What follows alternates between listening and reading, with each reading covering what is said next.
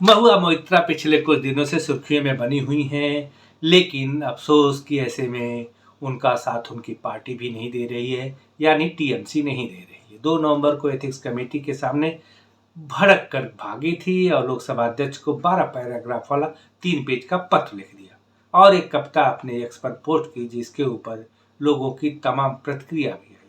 महुआ मोइत्रा ने क्या लिखा लोकसभा अध्यक्ष को अपने पत्र में और क्या प्रतिक्रिया हुई उनकी पोस्ट पर सोशल मीडिया में। नमस्कार, आप देख रहे हैं अपनी बात अनिल के साथ। आगे बढ़ो उससे पहले आपसे निवेदन की वीडियो को लाइक कर दे, शेयर कर दे, चैनल को सब्सक्राइब कर दे अगर नहीं किया है तो, और नोटिफिकेशन के आइकन को दबाना बिल्कुल न भूलें। महुआ का ये पत्र देख रहे हैं आप, उन्होंने लोकसभा अध्यक्ष को लिखा है। इसमें उन्होंने एथिक्स कमेटी के ऊपर आरोप लगाया है और कहा है कि उनका शब्दों के द्वारा अवस्तरण किया गया। इस कमेटी का नाम एथिक्स कमेटी के अलावा कुछ और होना चाहिए। इनके पास न एथिक्स है और न नैतिकता बची है। वो आगे पेगासस की भी बात करती हैं। राहुल गांधी भी पेगासस की बात कर रहे थे, लेकिन वो अपने फोन को नहीं सौंप रहे थे जांच के लिए। अब उनके ऊपर पेगासस डाला गया था कि नहीं, लेकिन हल्ला मचाना है। जैसे बात करती थी अदानी को टारगेट बनाने के लिए, लेकिन सौंप दिया था यूजर नेम पासवर्ड। ये मोहतरमा लॉगिन के लिए ओटीपी की व्यवस्था की भी बात करती हैं। सांसदों के यूजर आईडी और पासवर्ड शेयरिंग पर भी सवाल उठाती हैं। एथिक्स कमेटी के चेयरमैन पर चुनिंदा सवाल पूछने का आरोप लगाती हैं, लेकिन ये अपने ही आरोपों में असलियत बता बैठती हैं। ये कहती हैं कि चेयरमैन सवालों को लिख कर लाए थे और उसी को देखकर सवाल पूछ रहे थे, जो किसी इंटरेस्टेड पार्टी द्वारा तैयार किया गया था। हाँ, जो संबंधित है, जिससे मेरे व्यक्तिगत जीवन से जुड़े सवालों को पूछ रहे थे। अब यहाँ बात तो साफ है कि चेयरमैन सोनकर ने जो भी सवाल पूछे होंगे वो इस केस से संबंधित रहे होंगे। वो हीरा नंदानी और देहादराई के बयानों पर आधारित होंगे। उन्हीं के स्टेटमेंट को लेकर के सवाल तैयार किए होंगे, और जब लिख करके लाए हैं तो सवाल गलत नहीं हो सकते। हाँ, इनको बुरा अवश्य लगा होगा, लेकिन जैसा केस रहता है, जो स्टेटमेंट है वो सवाल पूछना कमेटी की भी मजबूरी है। वकील भी ऐसे सवाल पूछते हैं, पुलिस भी सवाल पूछती है, तो ये तो पूछा जाना।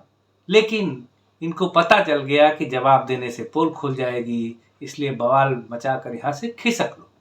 यह ताज्जुब की बात है कि तृणमूल कांग्रेस इनका साथ नहीं दे रही है, लेकिन कमेटी के 5 सदस्य इनका साथ बखूबी दे रहे हैं। अब तो इन 5 सदस्यों के आचरण पर भी शक जाता है कि ये क्यों साथ दे रहे हैं। जब ऐसा घृणित काम किया है किसी ने, उसका साथ कोई दे सकता है। अगर वो साथ देता है तो क्या उसको शक के दायरे में नहीं आना चाहिए? आप खुद आतंकवाद मचाओ या आतंकी का साथ दो, हो तो देशद्रोही ना, हो तो आतंक मचाने वाले ही ना। पाप करो या पाप का साथ दो, दोनों लगभग बराबर होता है।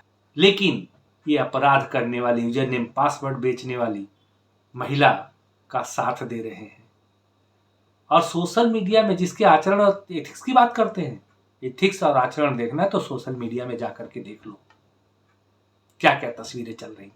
यह मैं दिखा नहीं सकता हूं। अब महुआ को लगने लगा कि वो अकेली पड़ गई हैं, क्योंकि 5 सांसद इनको नहीं बचाएंगे। ये फंस चुकी हैं निश्चित रूप से। देर सवेर चाहे जितना कर लें, नहीं तो इनका आपराधिक केस बढ़ेगा। ये संसद से हट करके कोर्ट में जाएगा केस, बहुत कुछ होने वाला है।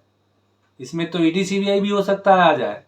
लेकिन अकेलेपन को दूर करने के लिए, लड़ने के लिए महुआ ने एक्स पर एक कविता पोस्ट की, जिसे आप देख रहे हैं। महुआ मोइत्रा क्या लिखती हैं? कब तक आस लगाओगी तुम बिके हुए अखबारों से, कैसी रक्षा मांग रही हो दुशासन दरबारों से। स्वयं जो लज्जाहीन पड़े हैं वो क्या लाज बचाएंगे। सुनो द्रौपदी शस्त्र उठा लो, अब गोविंदा ना आएंगे, अब गोविंद ना आएंगे।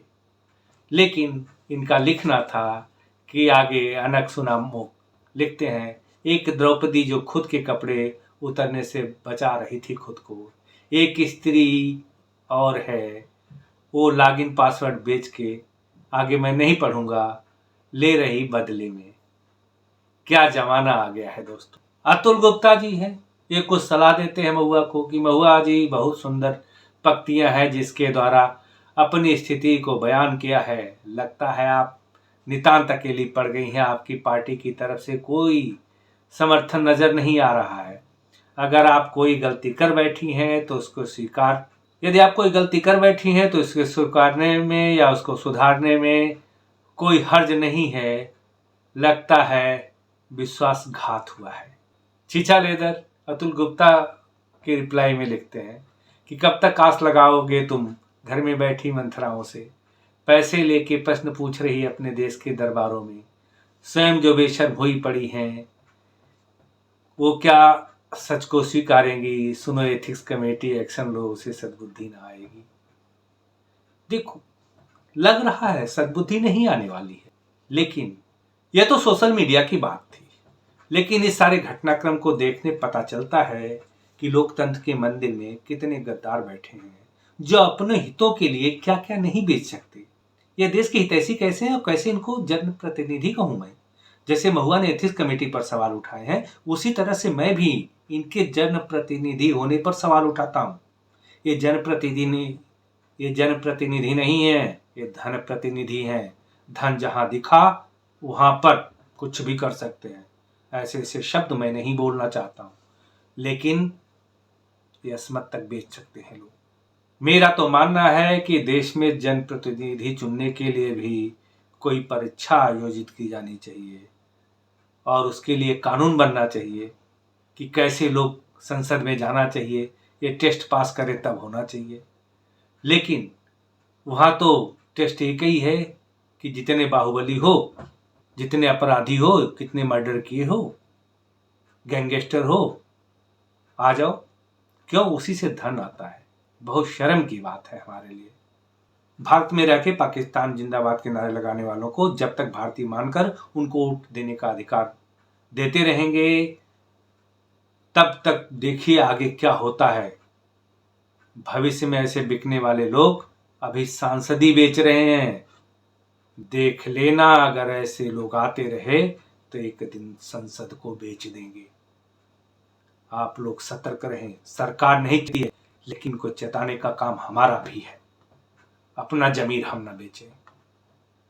लोकतंत्र के मंदिर में ऐसे लोगों को न पहुंचने दें, चाहे वो किसी भी पार्टी का हो। वीडियो को लाइक शेयर सब्सक्राइब कर दिया होगा अपना, ठीक है। नहीं किया है तो भूलिएगा नहीं, कर दीजिएगा, क्योंकि इससे प्रोत्साहन मिलता है। अभी के लिए इतना ही, फिर मिलेगा अगली वीडियो में। तब तक के लिए नमस्कार, जय हिंद।